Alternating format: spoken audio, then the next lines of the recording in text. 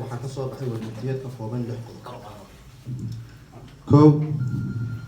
waxaan si buuxda uga soo horjeednaa ficilada foosha xun ee ciidan beeleedka iyo boolis ay ka wadaan deegaanka Baali qaybta gobolka Erar gaar ahaan degmooyinka Salaxad iyo Lagahida oo ay ka dambeeyaan qosimaha madaxweynaha deegaanka Soomaalida Mustafa Akjar hogaanka nabadgelyada Cabdi Caadil iyo ku-xigeenkiisa iyo taliyaasha ciidanka iyo booliska dhibkaas oo loo geysanayo beesha reer Faqo Cumar ee degan degmooyinka Salaxad iyo Lagahida oo ka tirsan gobolka Erar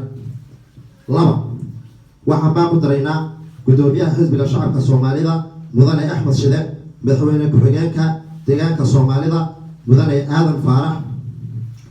inay xaaladan soo farageliyaan qodobka saddexaad waxaan sidoo kale baa u diraynaa dowladda federaalka Itoobiya gaar ahaan wasaaradda arrimaha gudaha wasaaradda cadaaladda wasaaradda arrimaha federationka iyo kilalada hay'adda xuquuqul insaanka Itoobiya taliyaha militariga qaranka Itoobiya taliyaha federal booliska inay si degdeg ah u soo farageliyaan arrintan iyo xaaladan ka taagan degmooyinka Salaxad iyo Lagahida oo ka tirsan gobolka Erar qaybta Baali dhibkaas oo ay wadaan ciidan beeleedka liyu boolis iyo maleeshiyada laga aruurinayo baryahan dambaba magaalooyinka Salaxad iyo Lagahida qodobka afraad ee ka soo baxay war-saxaafadeedkeena waxa weeye waxaan baaq nabadeed u diraynaa ummadda walaalaha ah ee ku wada nool gobolka Erar gaar ahaan degmooyinka Salaxad iyo Lagahida waxaan ugu baaqaynaa inay nabad ku wada noolaadaan sidii awalba ay ugu wada noolaan jireen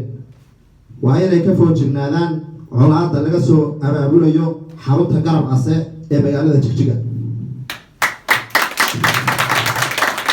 qodobka shanaad waxaanu ka codsanaynaa dowladda federaalka Itoobiya hay'adaha iyo cidda ay khuseysaba in gargaar biyo iyo baadba la gaarsiiyo ummadda la dhibaateeyay la barakiciyay ceelasha laga aasay xoolihii laga laayay iyaga la laayay ee la rabay 6 geedi ee subax iyo habeen walbaba qoriga la daba socdo 6 waxaan u mahad celinaynaa deegaanka aan dariska nahay ee Oromiya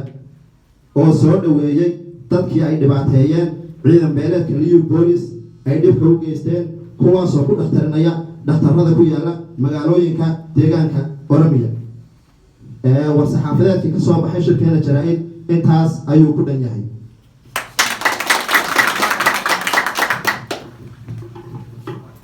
aad ayuu mahadsan yahay waxa weeye Cabdirasaaq Xaaji Maxamed Fayaan Biiro waxaan u mahad celinaynaa akhyaarta sharafta badan ee ka soo qayb gashay shirkan waxaan u mahad celinaynaa saxaafadda waxaan u mahad celinaynaa dadka martida oo sharafta iyo karaamada mudan salaadiinta iyo waxa weeye akhyaarta sharafta badan waxaan leeyahay almaan hadal kuma jiro nin ragina hal masiig waayo waxay la tahay inay shirkii inta noogu xiran yahay والسلام عليكم ورحمة الله وبركاته.